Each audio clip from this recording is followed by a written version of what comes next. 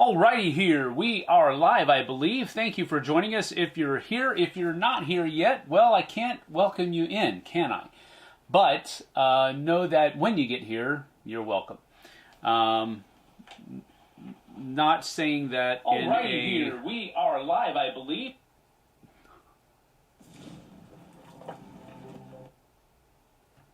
Okay, now we can go back. Forgot to mute the one place where I'm going to be watching the stream to make sure. You'd think I'd have these things nailed down by now. Maybe I just need to do them more often. I have no idea, but what we are going to do is get started. Thank you for joining us. We certainly appreciate you being here. I say us in a corporate sense, meaning Monster Fight Club, not myself. I am sitting alone in a room with just a couple cameras, a few mics, and my laptop, and a few of these little guys over here that we're going to give some attention to today.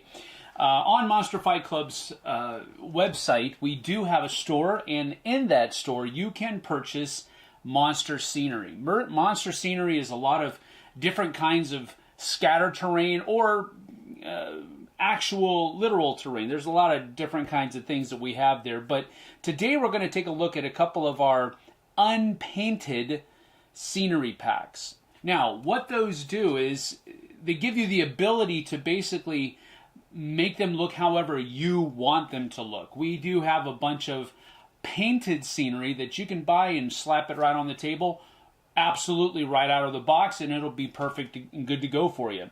We also offer this stuff that's unpainted, allowing you to make it look the way that you want it to look.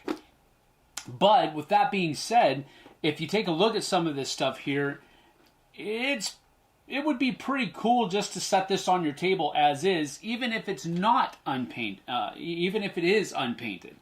So just looking real quick at, a little bit of a closer shot, so to speak, this is what it looks like unpainted. And so these are the treetops that you can have. And if you set these things up here, so that, that already looks like a tree. Just using the regular shading that the light cast on it is going to give it, it already looks like a pretty nice looking tree that you can set on your table. This little tree stump, already good to go. Sorry, some cat fluff there. Apologize for that. These rocks here, these are from our Unpainted Rock Hills set. And this can also look pretty good. Just set it on the table, ready to go. This one right here, I've already used some uniform gray and just provided a little bit of a dry brush to it, which is what we're going to be doing on camera today. But I wanted to see the difference. This is just one coat of one color of a lighter shade of gray called uniform gray that I've added to it, and it already comes to life a little bit. That's the kind of thing that we're going to be doing today, and that's what we wanted to kind of do. Just to show you how simple it is for you to do this on your own. So we have Vince 5754 Pro here. Hi, Sam. Hello, Vince. Good to have you. Thanks for joining us. We certainly appreciate it. Anybody else that's here, I will be fielding questions from the chat. So feel free to ask questions as we're going along so that you can kind of, this is going to be a really low-key,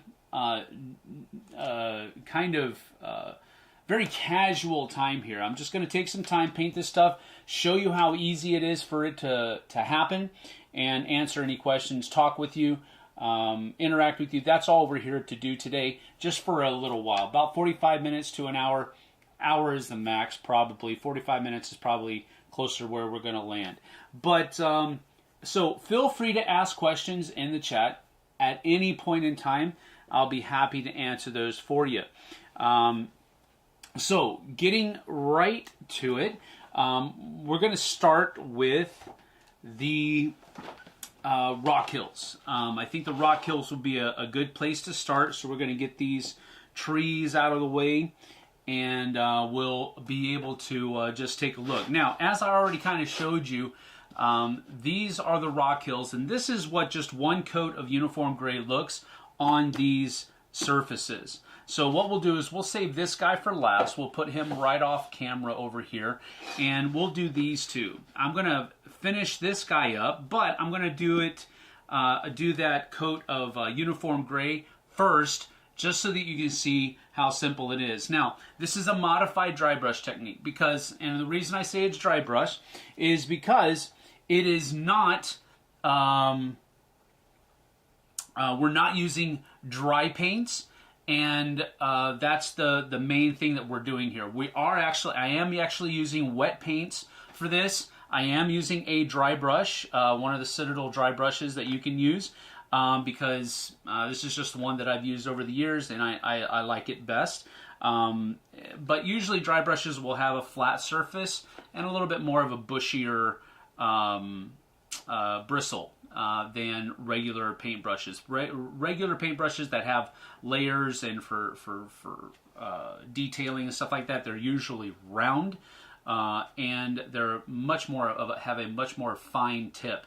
This one, of course, has a very wide tip, has a flat surface to it, because you're really just going to be using it kind of like a fan to just touch the raised surfaces of the rock. You see how that darker color that's here can still be seen in the recesses of this? That's what we're shooting for. And as we add more highlights, more lighter color grays to it, it's going to provide more definition. And so what we want to do first of all is we want to fill up let me see if I can move this on camera for you a little bit. So I have just a clear palette that's sitting here, and this is, you can pick up a pack of 10 of these at Hobby Lobby for like 99 cents or something like that. They're really inexpensive. But usually what you want to do is you want to just fill the brush up with as much paint as you can, not a whole lot. Get any of that excess that's in the brush out of it, and then you're going to wipe off the edges kind of here, and you're going to take most of that paint back out of the brush, so it leaves just a little bit on there. And as you can see here, it's leaving some markings, but not a whole lot. So now what we want to do is we want to take this, and you want to go against the grain on these things. You don't want to get into the grooves. You just want to touch that upper level of detail that's there. So you want to kind of go against the grain. So if the grain's going this way, you want to go this way. All right? So you just take the brush and you start going across it in a very light fashion. Not very light, it depends. This first coat, you want it to get kind of a good coverage on there, and you just keep going around the model, again trying to stay perpendicular, I guess, to the different textures that are there, so that you're just hitting the raised surfaces of that rock on the edge here. You can just kind of go over it like that. And this is something that you can do in a relatively quick amount of time. You're not wanting to take a whole lot of time here. You're just wanting to touch those raised edges. If you feel like you need to get some more paint in your brush, then go ahead and do that. And just wipe out most of it, and then come back and you're ready to go again. So this is pretty much a simple process that can really achieve some pretty cool results very quickly, because this is something that you do and you just kind of make it look the way you want it to look. There's no real right or wrong answer here. You just want it to get it the way that you want it to look. But you just want to make sure you're hitting all of those surfaces. Trying to keep the brush kind of hitting those edges in a perpendicular fashion, I guess is the right word. Maybe not. Maybe covering in and going with the grain on some of those spots to give it a little bit of a lighter shadow in there. But it's really, like I said earlier, whatever you want to do.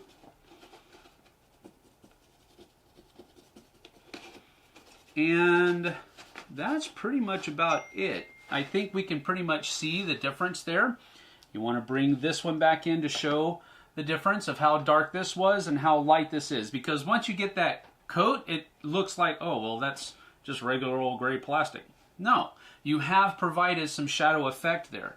So as you can see, these two have just one coat of uniform gray on it. This one is the unpainted one back here. So you have that differentiation that's there. All right. So now what we can do here is go with a different shade of gray. So instead of uniform gray, I'm going to use this ash gray next to provide another layer of detail. Now, you can provide as many different layers of detail as you want. You don't have to use just gray. You can use different colors. The thing is with these unpainted ones, I could have gone with a super, like maybe a red underneath,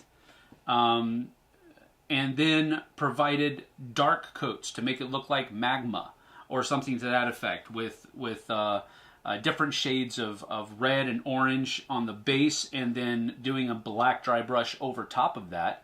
That might be another way to make this look more like molten rock rather than, you know, stone. That's what we're going for right now.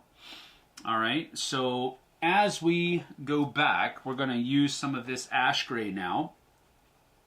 And you always want to give your paints a good shake. I know it makes you look weird, like you're probably having some kind of a fit, and then if you don't hold on to your brush, you throw your brush too. But this is really good. It gets gets all of those different components that make up the paint mixed together really well, and you're pretty good to go there. Once you have that, I like these Army Painter ones because I can control a lot better how much paint I'm using and how long it takes me to use it. You want to usually get that the last color out of your brush so that you're not doing a whole lot of mixing there. But with something like this, it doesn't really matter that much because you want them to blend together pretty well anyway. Question about the MFC scenery crystals. Thought about getting amethyst crystals and painting black edges on them for a Borderlands look. Do the crystals take paint okay? Yes, they will. They're made of a little bit of a different material, I think. I don't have a whole lot of the production line knowledge that maybe somebody like John or somebody in our production department would have. But what I would do with the crystals, I would give them a good wash first, because some of them do come with a little bit of a residue that have a kind of a cloudy look on them, and yours may not have come. Sometimes they do, sometimes they don't. I've received a couple of different boxes of the crystals, and some of the crystals come with a pretty heavy residue on them.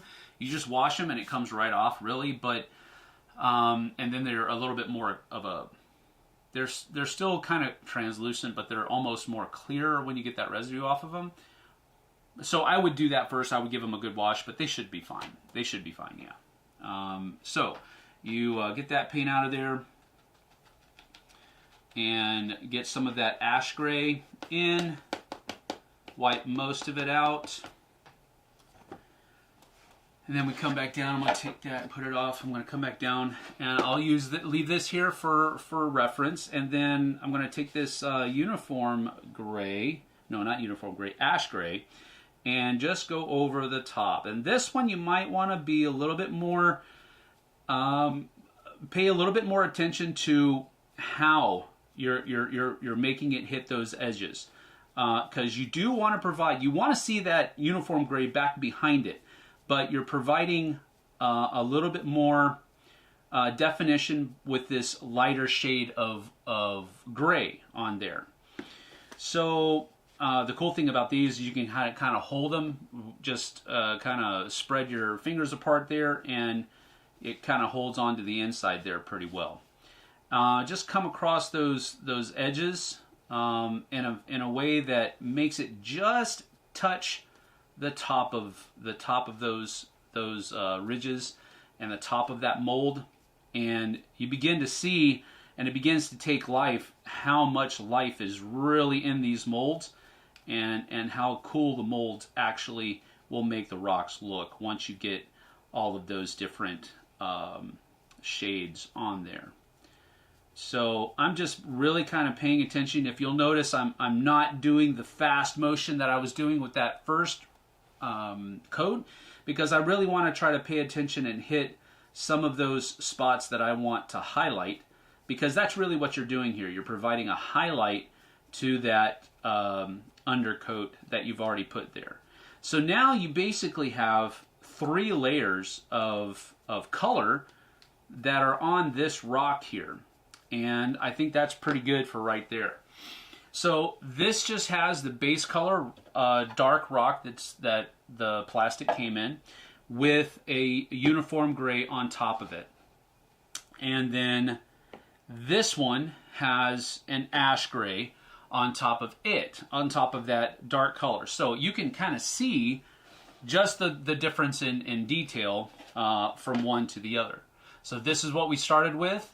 This was the first coat, and then we had a third coat of gray on that. All right. So if we take some more of that ash gray, wipe that out, and so now we can come back, and we're shooting for something very similar to that, but again, you want to kind of pay attention to what you're doing here and provide a little bit of texture to what we have. So sometimes you might want to just go in one direction so that you're touching all of the highlights where the light would naturally be hitting those shadows. So, you know, these shadows that have kind of an overhang right here, you might not want to get on the bottom side of those because the light wouldn't naturally hit that. So maybe going down like this would be the better way to do it on some of the things. But again, the painting is really a kind of activity where you do what you want to see, and it's not so much the idea that there's a right and a wrong way. There's definitely better techniques, but in the end, it's what you like and it's what you want the model to look like. It's not anything else. So here on this flat surface, maybe I have some spots in there where I just want the top to reach. And how you hold the brush is also kind of, if you want to get down into a crevice, which you probably don't at this point, you want to be a little bit more pointed with it, or just drag it across to make sure that you're hitting just those top edges. Okay? So all you're really doing here is making it look the way you want it to look for your specific situations. Again, there's not really, in my opinion at least, I guess you'll have some people that'll disagree with me, and that's fine too, but there's not really a right or wrong way here. You just want to make it look the way you want it to look and what's going to make you happy getting it to your table. All right? So we've got that pretty much nice and filled out. Come over here on the side, and you might even notice also that I'm being a little rough, and that's because this is not really a exercise in finesse. You're really just wanting to make sure the paint goes where you want it to go, and you're not going to hurt the plastic's feelings. So just give it kind of a shellacking where you need that paint to be, and it will be pretty good. Alright, this one's pretty much done too.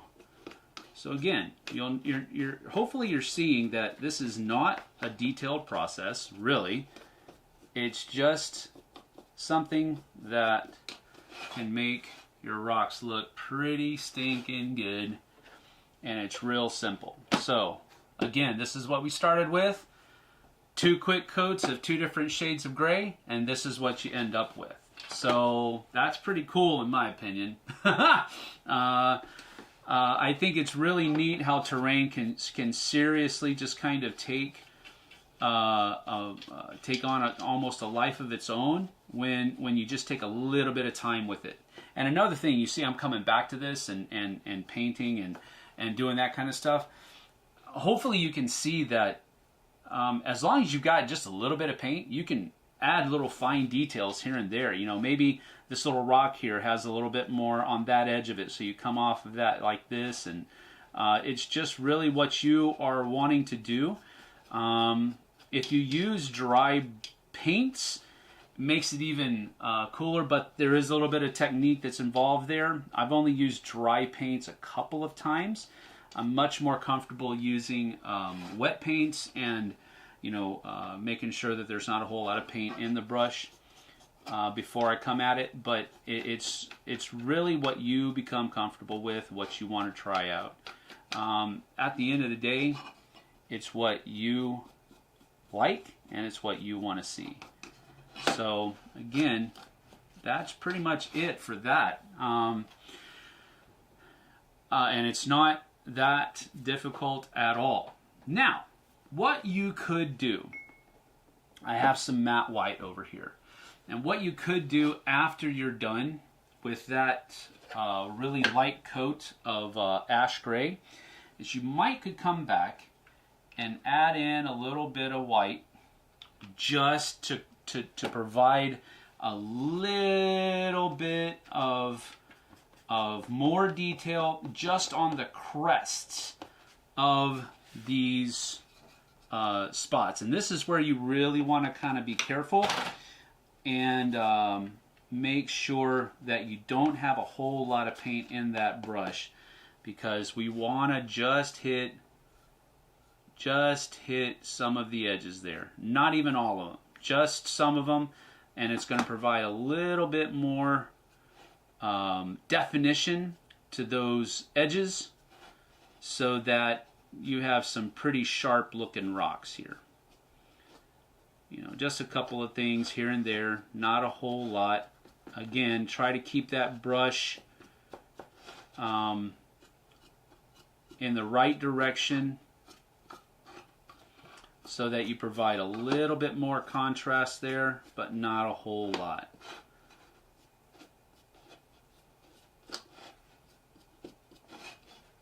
Because again, this is just the final highlight of the model, and we're really just wanting to catch some of those main edges. Not all of them, just some of them. So just a couple of swipes on each of these faces here, and that's really all you're looking for. Not a whole lot more. But I think maybe these little guys back here are a little bit more highlighted. I think there you go. Just a little bit lighter, just on some of those raised edges, and it gives you a pretty good stone look that's there. Mac, Mark, and Martin, ahoy, ahoy. Hello, Mac. He is our in-house designer from Monster Fight Club. Good to see you. Thanks for joining us. It is the releasing agent from the mold, I bet. Yes, that is exactly what it is. Thank you.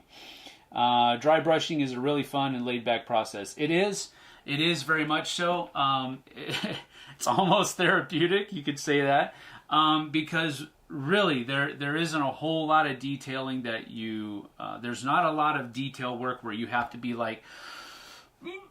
hold your breath, make sure you don't breathe right. You know, there's not a whole lot of that going on. It's just making sure that it looks the way that you want it to look, and it's super satisfying. It's super easy, and it provides so much effect there that you really do have that sense of satisfaction after you're done. So again, I'm kind of holding the face towards me because I want to see where the paint's falling on this, so that I can make sure that it's what I want it to look like. So again, you're just providing some of that detail on there, making it a simple brush, and again, leaving those recesses there, maybe coming across the edge here because that's where a lot of the highlights would be anyway. You want to see that, but again, it's whatever you want it to look like, not what I'm doing. But a little bit of white on here now, and I think that's good. So you have 2 stones, and the cool thing about doing your own work here is that you can do it as long as you want to try to make sure that they all look as similar as possible. You're always going to have some variance and variation, but when you're at the helm of painting these things,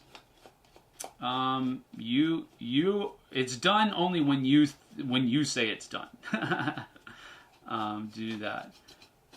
So I'm just providing a little bit of extra here because I've still got some of that paint in my brush, so just providing a little bit more around so that they both kind of look more similar. So that's the rocks, and we might come back. I want to get to the trees right now, but we might come back and do that big part.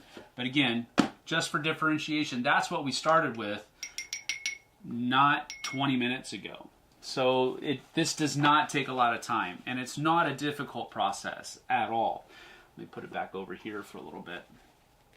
We're not talking about a lot of difficulty here. Max says it's also a great place for new painters to start because the results are so fast to see. Very much. Very, very correct. All right, so you kind of get the idea here what we're doing today. And we're going to basically take these same techniques that we've used on these 2 guys, and we're going to employ them on to the trees. All right, so we've got the tree trunks, which we'll use, of course, a brown, different shades of brown to do those. And then we also have the tree, the canopy, the canopy of leaves that we have here. And of course, those will be I'm going to choose to be a green. You could use any color. You could even give these a base coat of a different color if you wanted different colored trees. We offer green, we offer orange for autumn. We also offer some evergreen pine kinds of trees that are, they look like pine trees. They don't look like these more leafy trees. I've seen people do purples. I've seen people do blues. You could make some pretty cool cherry blossoms. I know these aren't cherry blossom looking trees, but that color palette would be really cool. Kind of a pink color palette there would be cool as well. So there's a lot of different things you can do. But we're going to go with green today, different shades of green. I've got some green skin, which is going to be the coat that goes over this one. And then on top of that, I've got some drungle green. That's a little bit of a lighter color. And then I've got a super light color called snake scales, which will go beyond that as well, kind of in the same fashion. I wanted to stick to just 3 paints for each palette, 3 colors rather for each palette, so that we can provide those different layers that are there, and you can do whatever you want. If you just want to use one color, that's fine too. Again, it comes back to what you want to do and what you think will look good on your table. So we'll start with the brown first, because I think that will be very similar to that. Let's see, do I want to start with leather brown? Yeah, I think so. Yep, okay. So I've got some leather brown here, and we're getting it going. Bum, bum, bum.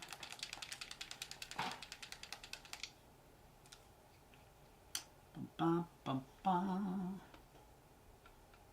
Alright, a little bit, well, I need to get a little bit more shaky on that one.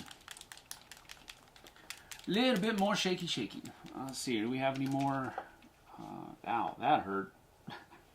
That little guy hurt.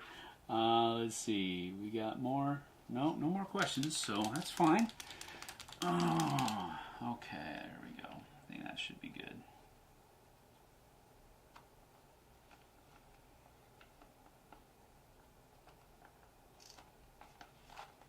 All right. Some of that leather brown in there. So we're going to mix that up, get it into our brush as well as we could, and then get most of it out again. And we'll start with this little guy right here and see how this is going to work out right off the bat.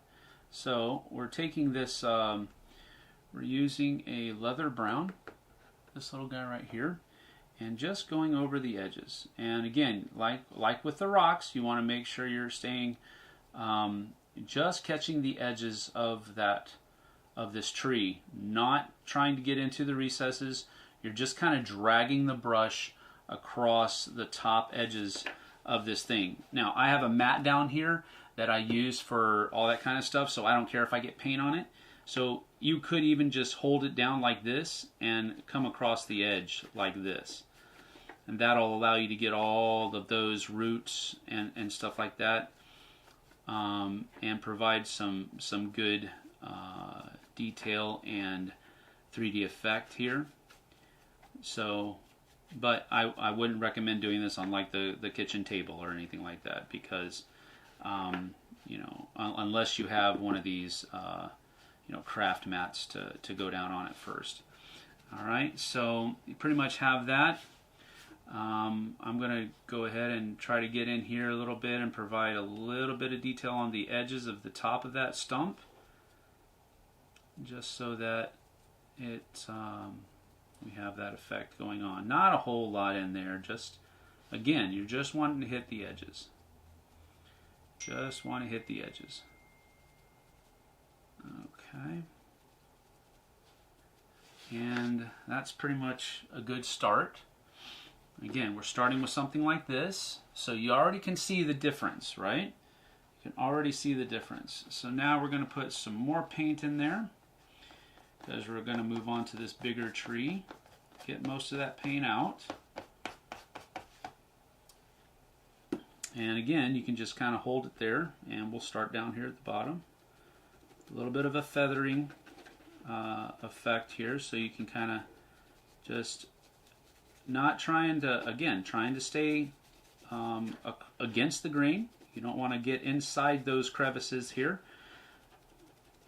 And you just kind of go up and around, keep turning that guy around a little bit. There's a knot hole back here on this side, so we want to kind of leave the inside of that the darker color of the plastic. And super simple. Super simple. And the cool thing about this is that there's a lot of detail. There's a lot of grain in this tree. So the more you just kind of go against the grain of that, the more it kind of makes those things pop out a little bit more. Now you need to get in here and kind of get each of these branches and change the direction as you go, because you know some of these branches have different directional patterns on them. So you want to stay away again from those edges. You may need to fill up your brush again, which is fine. Take your time.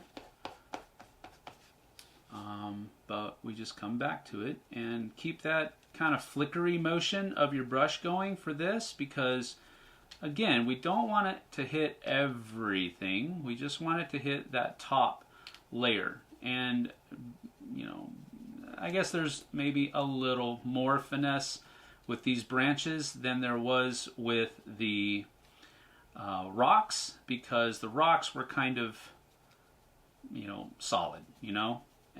These are a little bit more spindly, and so you want to, you know, take your time with it a little bit more. But again, you do see that there is a little bit of a pattern in the wood there, in this little knot hole. So there's a little bit of a pattern in there. So maybe let your brush play inside there a little bit, but not too much. but the main highlights you want to keep on the outer edges so that you can really see the detail that the mold has. So main thing I'm wanting you to see here is that this is not difficult. This is super simple, super easy, and as Mac has pointed out, super relaxing.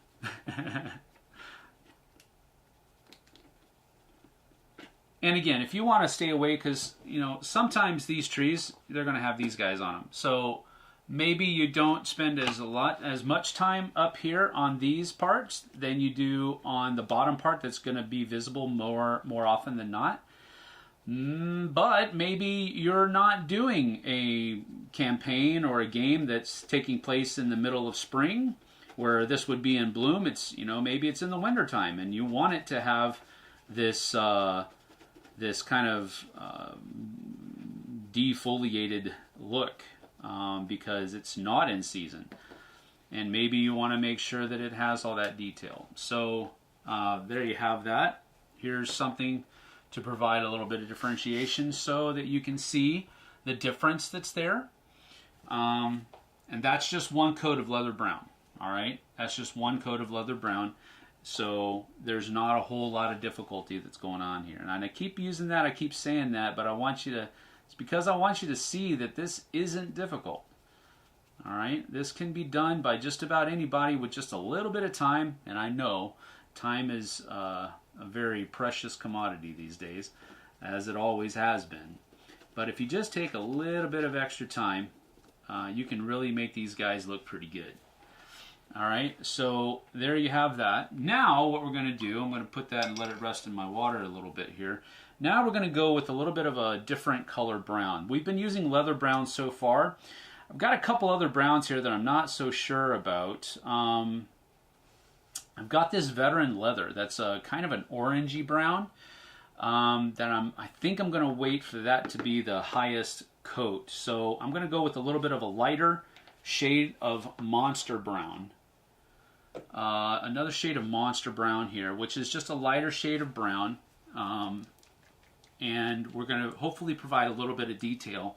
Then I might use that that veteran leather as a little bit of a different thing, but right now I'm going to be using monster brown on top of that leather brown to see if that's going to provide us with that differentiation that I'm looking for. Just a little bit in there. And then let's get that out of there. Using the same colors, getting the paint out of the brush doesn't seem like it would be that important. But it is, because you're taking care of your brush. You're not necessarily wanting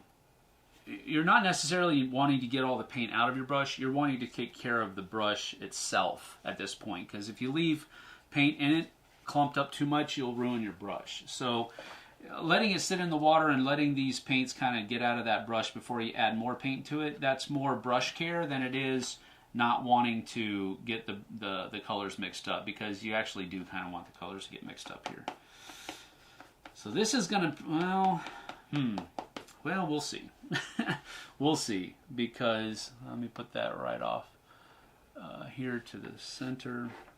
This might not provide as much more differentiation as I was hoping, but we'll see. Oh yeah, it is, actually. That is not bad. That is pretty good. I like it. All right, and again, as with the rocks, I'm using kind of a singular motion, because I just want to make sure that I'm paying attention to where that paint's hitting the plastic, and so that I can, change the direction a little bit, maybe do this or that to change how the paint's going to hit the model. But again, we're just doing this in less of a chaotic form at this point, because you're not wanting to provide a whole lot of coverage. You're really wanting to just catch the edges of the model, so that you're providing more detail you're highlighting more of the details. So maybe the difference here will not be as visible. Maybe it is. I don't know. I think so. But you can see where this is starting to look more like wood and less like plastic, if that makes sense. All right, so let's need a little bit more Monster Brown in there. And another thing that you have, when you've got a napkin here that's full of paint that's still wet, you can actually, instead of dipping into your paint more, you can maybe just, pull around so you're not wasting a whole lot of paint. You can just pull that stuff around and it'll give you the same effect as before. So again, try to stay unidirectional with these at first, and then once you kind of have the pattern set, you can kind of play a little bit more with how it's looking. So I really want to highlight the stuff around this knot because I did push the brush into that hole a little bit, that first pass, but I want to provide a little bit more differentiation between the edges of that hole. So again, just stay pretty soft with it. This is I said it wasn't a delicate process earlier, and I stick by that.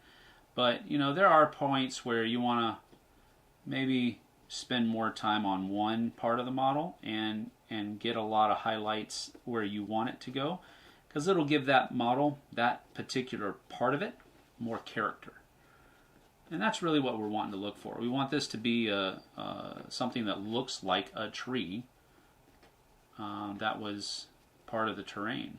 So I think we're doing pretty good here as far as making this look a little bit more like wood than just brown plastic.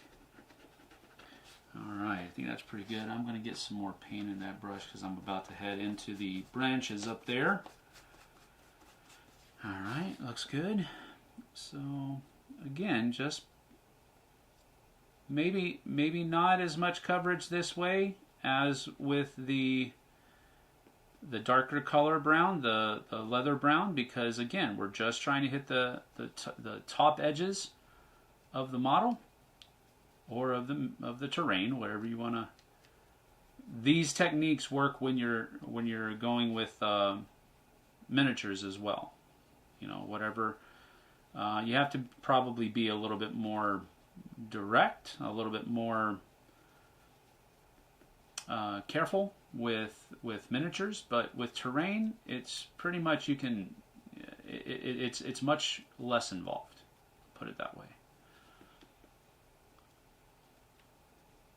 But again, as you can see, I'm just really kind of playing around the top edges, staying away from those crevices where there would be some shadow, and just providing a little differentiation there.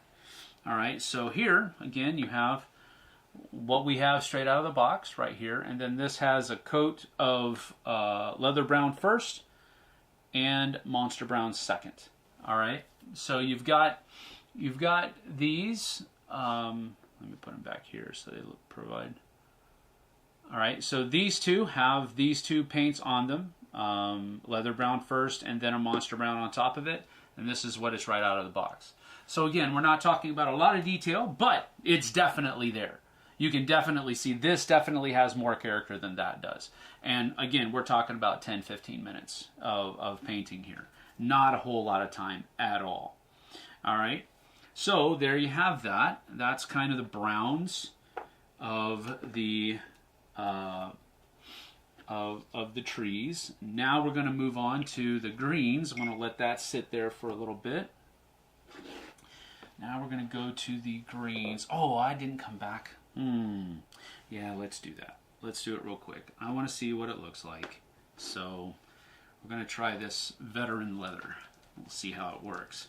I haven't used this paint before, so I really got to give it a good shake. Because if you don't, it just doesn't go on the right way. All of those components, all of the elements of the paint really have to kind of get in there and do that. Nice thing about those tree models is that they also look good without their canopy for that creepy Halloween forest look. That is correct, Mac. Thank you for saying it better than I did. All right, got a little bit of this going now. Yeah, that might be an interesting color. Let's see. Let's see. I am getting some Bob Ross vibes here. I am nowhere as good as Bob Ross, that's for sure, but I'm definitely feeling it. So I'm gonna mix that up a little bit in this little container. Yeah, it definitely has an orangey look to it. Not bad. I think I might like that. Alright, let's see. Wow, that definitely has some orange in it. Some reddish, orangish. So, okay, let's see how this looks. Let's see.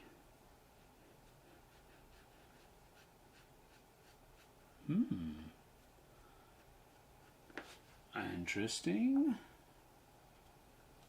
Interesting. All right. Being really kind of discriminatory on where this paint goes, because I don't want it to take away too much from everything else, but I do like what it's doing to the wood. And I don't know how much of this will be able to be seen on camera, but it is giving the top edges of this kind of a more of a orangey look that I'm digging. So this was a good choice. And you know what? If you find something that you're like, yeah, you know, I don't like the way that looks, you can always just go back and cover it up. Cover it up with the color that was underneath it, and you're good to go. But this, I think, was a good choice. This has some good vibrancy to it, and I'm really enjoying it. I really like it. Really like how it's turning out. As a matter of fact, I'm probably putting on more than I should, because I'm liking how much I'm liking this color brown better than the Monster Brown, because I think it provides that highlight, that wooden highlight that I really wanted it to have. You know, just go around the inside of that a little bit, just catch just some of those edges in there. Not a whole lot. Yeah, I like that a lot better. See? You see the difference? Has a little bit of a different color to it. I like it. And this is one of those cool things about painting miniatures like this, is that you kind of get the that look of, yeah, I made this look the way I wanted it to look. So it gives you that kind of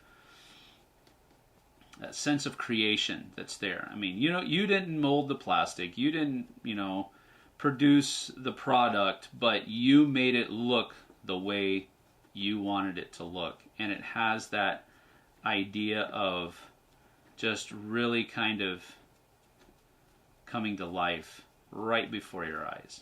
It's really neat. I like it. I like it. You could even be, you know, maybe the whole trunk doesn't have this orangey look for it. You just, you know, kind of hunt and peck on the parts of the model that you want it to have this new coat of it, and that just gives it more character. But I like it so much, I'm doing the whole thing. I think this looks better than Monster Brown, so I'm doing it. I'm doing it all.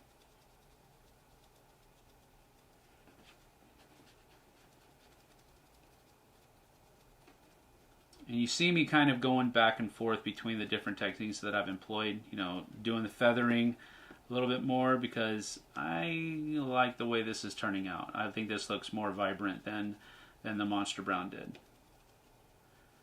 Now, question you might be asking is that going to change how I paint the other two? Am I going to use the Monster Brown still? And the answer to that question is yeah, I think I am, because I'm not so sure that the color that's coming out right now wouldn't be there It might be different if it didn't have that monster brown underneath it.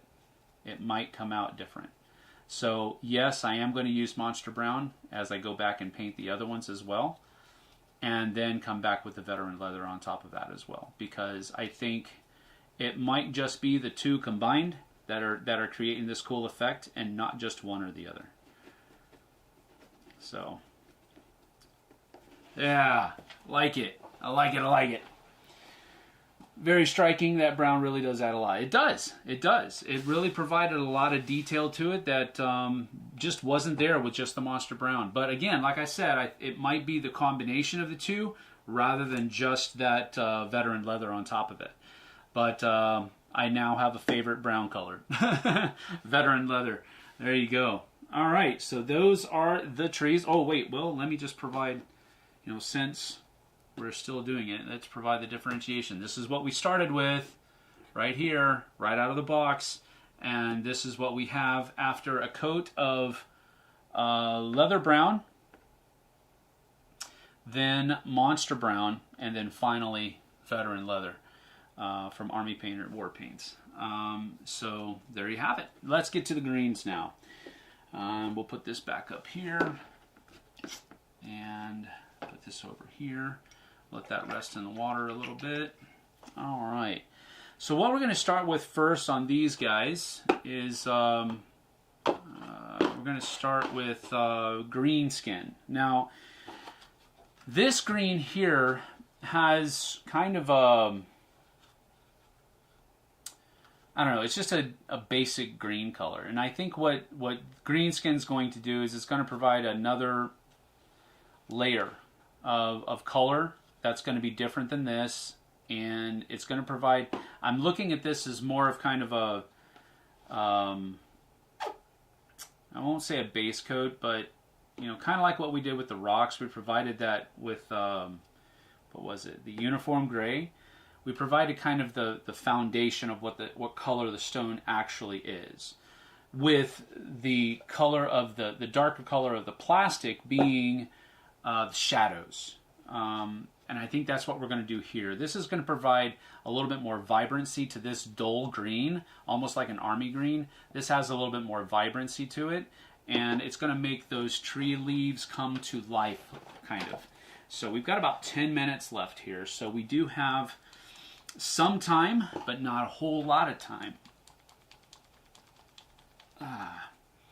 Another cool thing about doing it this way is that we do have the ability to kind of, I haven't done the third piece of all of these things, but you do have the ability. It would not take a whole lot of extra time to just do the extra parts of these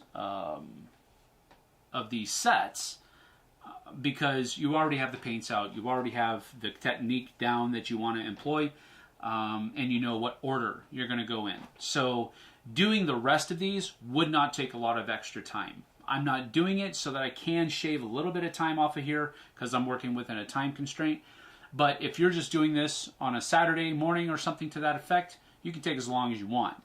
Or if you have your own time constraint, you can take as short as you want. It's really up to you.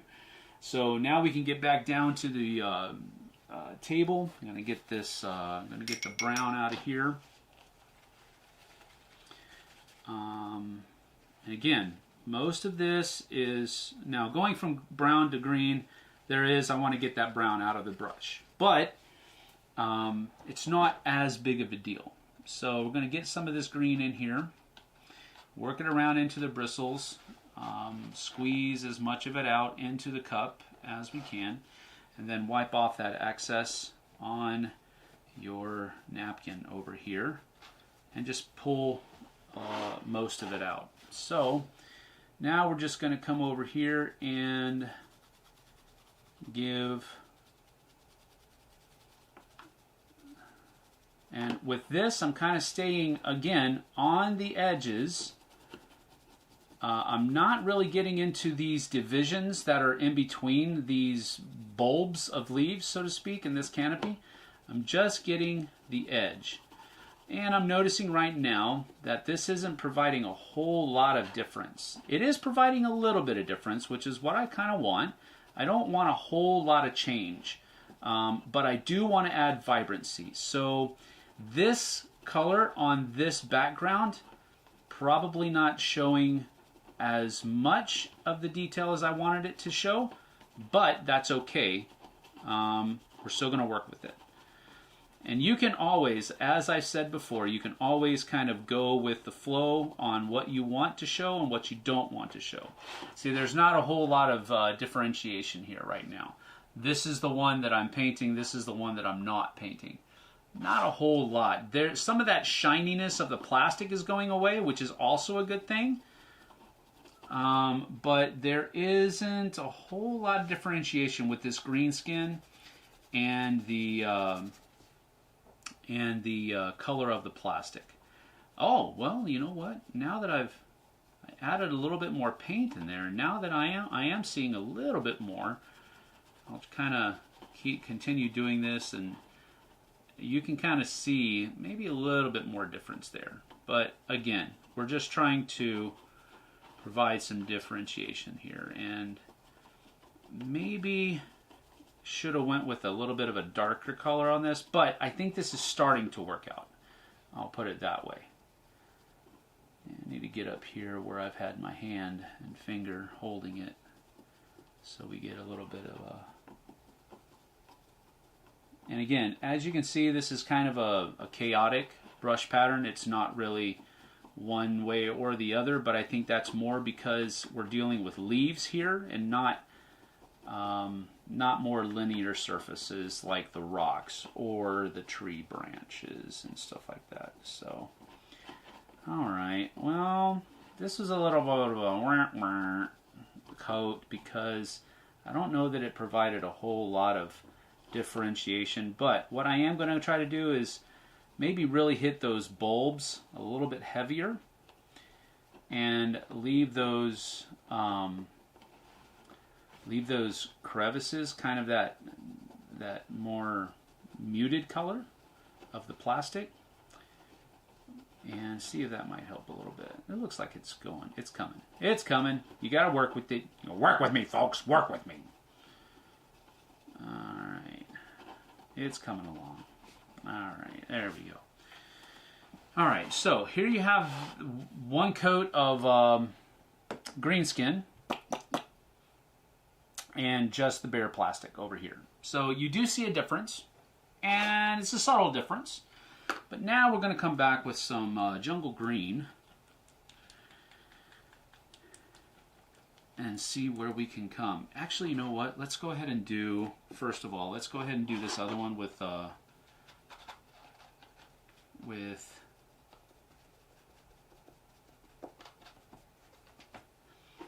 this green as well, so that we kind of have two that are the same, so you can really see the difference of how that comes out when we add the jungle green in there. So again, just kind of being chaotic here, wanting to highlight the bulbs of each of these little tufts where the branches are sticking out further.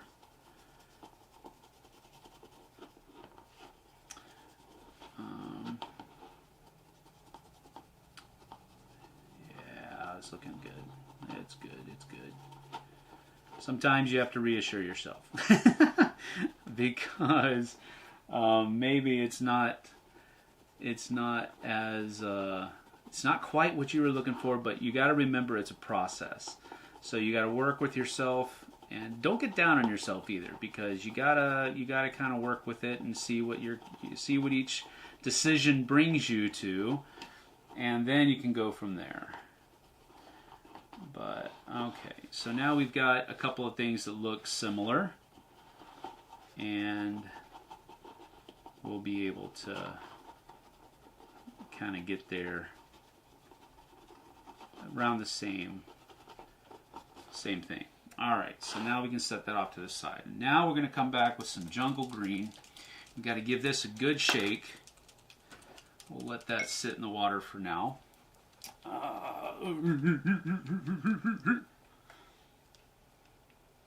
Oh, yeah, it's not shaking well enough yet.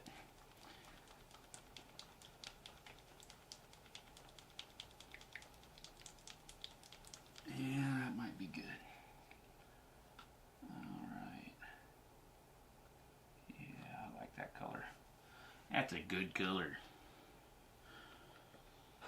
All right, so now we're going to be using that jungle green. And let's get that paint out of that brush.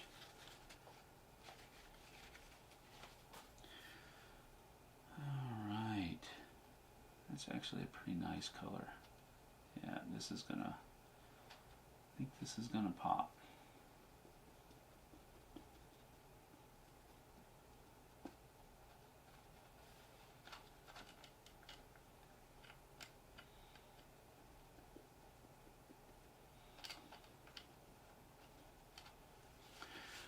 All right, so this one, we're gonna be, as with the others, a little bit more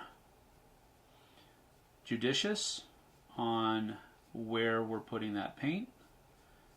Trying to stay pretty monodirectional on the way we're allowing the paint to get on there. Maybe come back and pull it the other direction as well, just so that we can get some good degrees of definition that are in there.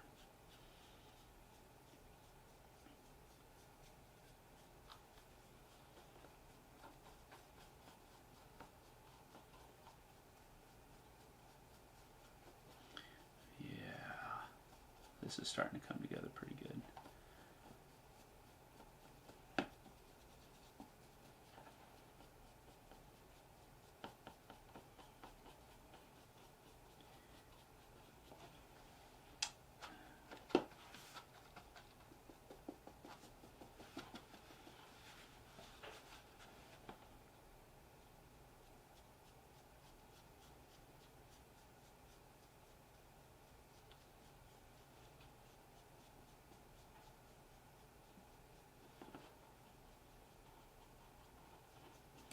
Left too much paint in my brush, and that's made a difference here. But oh yeah, especially right there. Good night and the morning. Well, you make mistakes sometimes. Don't get down on yourself.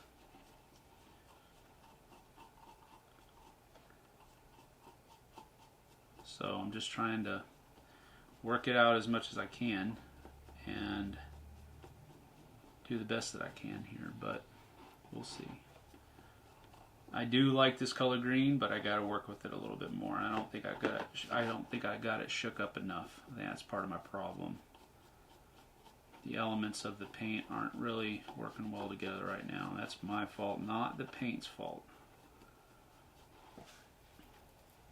But let's see if we can give a better shake here.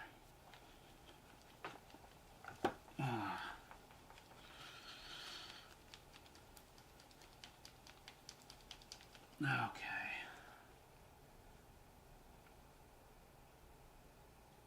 That's better. Yeah, that's better consistency in there.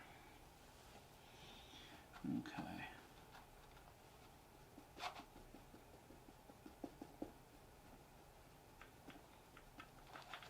Alright. Let's see, it looks like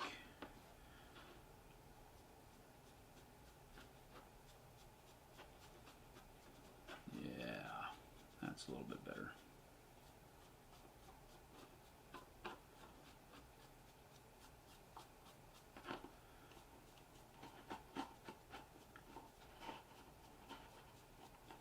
Alright. This is starting to have that effect that I wanted. I like trees that look like they could be right out of actual nature. And I'm liking this. This looks like a spring tree right out of nature. Has some parts that are highlighted, has some parts that are not. You know, it has some vibrant colors in it, but there's also some colors that are a little bit more muted. And so I'm digging it so far. But one of the things that I do want to make sure we highlight is the fact that you need to make it the way you want it to look. You'll notice that I'm doing some upstrokes here and some downstrokes, and I think that's helping me catch part of the leaves and do, you know, some pretty good, well, some decent. I'm not going to call my stuff good. It's like patting yourself on the shoulder, but on the back. But I think it's providing some good differentiation here for how things can come together, even though one step of the process maybe didn't look the best. I think we are at that point here because I'm liking how this is starting to look. You know, there's some differences to the different bulbs of the canopy that are out here, and there's some differentiation there, so I like it. So this has the jungle green on it, so it has a little bit more of a pop to it. No, that's in the way, isn't it? This one is just the green skin, so you can see the difference there. There's a little bit of a pop of difference in the colors. So let's go ahead and start working into the other one over here. And again, we're going to start with kind of working the highlighted color into these raised bulbs of each part of the canopy first, and just kind of let that paint play around a little bit on these things, and then just keep working that around. So as you can see, this is not a difficult process, and I know I keep saying that, but I want to strike it home to you. You know, I want people to get out there and enjoy this stuff more than they do now, because a lot of people, I find, the first thing they say about something like this, painting minis and whatnot, oh, I could never do that. That's too hard, or you know, that's too difficult. I don't, or you know, now maybe you don't have the time for it. I can definitely see that. This does take time. I don't think it takes as much time as you think it might, but it does take time, and I do understand that. But that's one of the reasons why we sell painted scenery, so that you don't have to take time to do this. So we're kind of helping you in that respect, but I think we're also helping you in the other respect that we do have the unpainted stuff in case you want to go there, in case you want to try it out, because I think you'll find that it is not nearly as difficult as you think it is as you get started. So that's that. I'm liking it. I'm thinking it's coming together. I'm going to have to get a little bit more of that jungle green in there, but hopefully you get to see the picture. You kind of get the picture. All right. So we started with this guy back here, and we have these out here now. This is kind of a dull, almost an army green culture. Now we haven't taken the snake scales yet. Let's just go there, shall we? This will be the last thing. Those trees fit in the palm of your hand. I would not have believed it. Wow. Mac, are you that bored, dude? Patrick Wells, good morning, Sam. Leaves are looking good. Thank you, Patrick. Appreciate it. Patrick's a buddy of mine from way back, MeepleCon days, man. That's something like, what, 6 years ago now? 7 years? So we don't get to see each other much, but when we do see each other, it's a good time. We crack out Memoir 44, play a few rounds, and have a good time. So we're trying some of the snake scale green now, and we're going to see how that works. This might actually now that I'm looking at it, it has very much the same kind of color as the jungle green, but it looks like it might be a little bit better.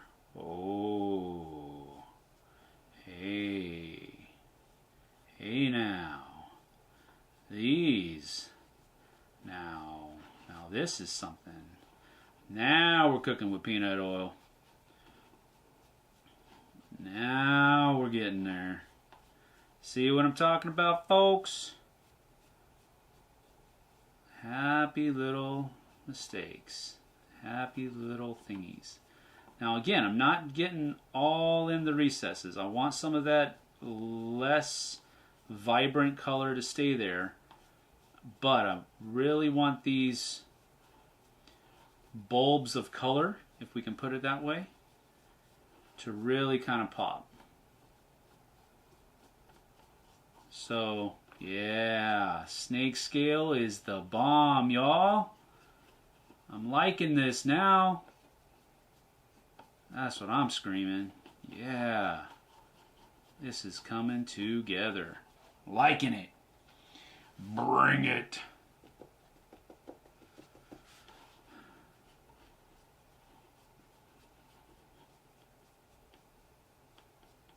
Again, you just want to play with it. Don't get it into all those recesses, but just play with it. Get it into where those areas where the light's going to be hitting it.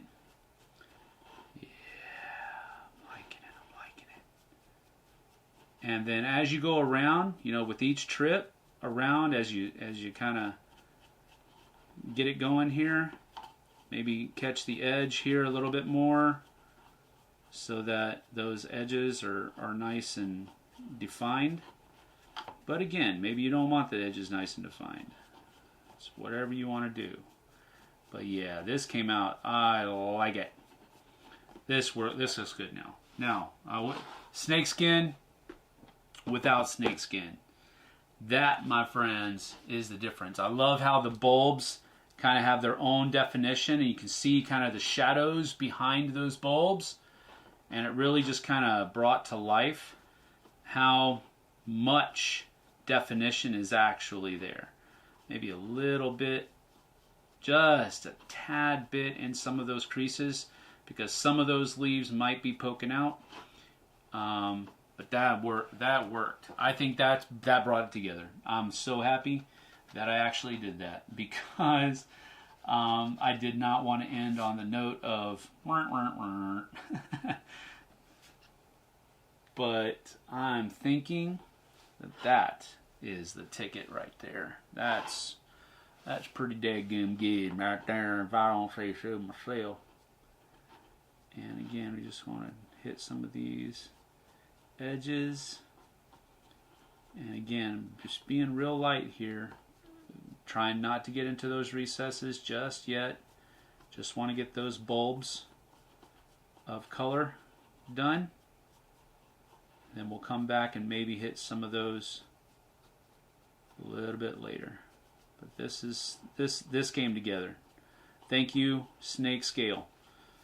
You are the bomb diggity for making trees look like trees.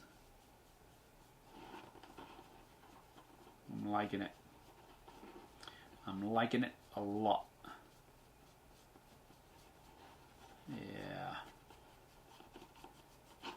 It worked. It worked. Thank you. And on the edges here, again, just making those edges pop a little bit more.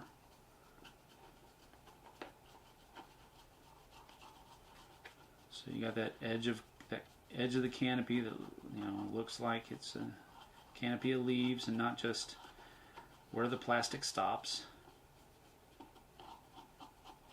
Yeah, I'm liking it. I'm liking it a lot. Let's see here. Let's get some more color down in here though. Just a tad, not a whole lot, because you want that definition to stay there. You want those edges to remain edges, because that's where the shadows lie.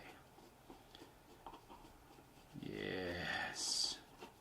If I sound like an evil genius a little bit, I'm not a genius. I will promise you that. But I don't think I'm evil either, but but that's kind of the idea that it gives you, man. When you're kind of working at stuff like this, it kind of gives you that feeling of what can I create now, and I think that worked out really good. So here's what we started with, and then this is what we came up with in just a few short minutes. So I think it looks pretty good, pretty good, pretty good. MeepleCon was 2016. Makes the leaves jump. Yep, it sure does. I really like that. So what we have here is we started with this, just the regular kind of green plastic that it comes with. Then we did a pass of green skin, and then a pass of jungle green, and then finally a pass of snake scales. And that's what we have here on these two up here. So that really made it kind of pop. And that's the trees. So Mad Scientist, yes. Been a lot of good games about that as well. Been a lot of cool games. So we're going to get back up top. We've been going for about an hour and 15 minutes, a lot longer than I wanted to go. But I do appreciate you dropping by, and I hope that this has given you a little bit of an idea. I know most of the people here are already painters, and that's fine too. Maybe you saw me do something that sparked your fancy and something you want to give a try. That's always possible. Hopefully there will be some, though, that watch this that think, you know what, I think I am going to give this a try now. Because that's really the point of stuff like this. We do have these products available to you so you can give your shot. Give yourself a shot at painting stuff. But, you know, you can also go pick up a package of Army Men from Walmart or Target or Home Depot, or no, not Home Depot. They don't sell those there. Hobby Lobby, that's what I was thinking. And practice painting on those before you tackle with some of your other miniature games. Because, let's face it, we do spend a lot of money on those games. So we don't want to experiment with them, so to speak. But, you know, a $5 package of Army Men, that might be something you can experiment with. But as you can see, painting scenery is not difficult at all. Not difficult at all. It's very simple. I didn't have to use different brushes. I just used the same brush, cleaning it out in water every once in a while. Maybe adding a little bit of dish soap to your water, just a tad, will help you keep your bristles nice and soft. But with a dry brush, keeping your bristles soft isn't that big of a deal. It does help, don't get me wrong, but maybe not exactly what you want to worry about at that particular moment in time. But really, we just wanted to show how easy, how simple it can be to have really cool looking terrain. We sell all of this stuff painted already. You don't have to paint it. You can go check our stuff out. But at the same time, maybe you want to give it a try. So you buy some unpainted stuff and give it a go. You can have really nice looking stuff for very little effort. And that's one of the cool things about painting scenery. Not a whole lot of effort goes into it, but you get a whole lot of reward. So that's about it. Not hard, just takes experimentation and practice. That's right, Patrick. That's exactly what it is. The mantra usually goes, practice makes perfect. And that's kind of where it is, but there is a lot of experimentation in it. As you saw, I had one color that wasn't really doing it. I thought it would, but it didn't. That color that I followed up with it really brought everything together. So experimenting things, trying different things, even something as simple as changing the way, the direction that you're stroking onto the paint onto the plastic, that can change things as well.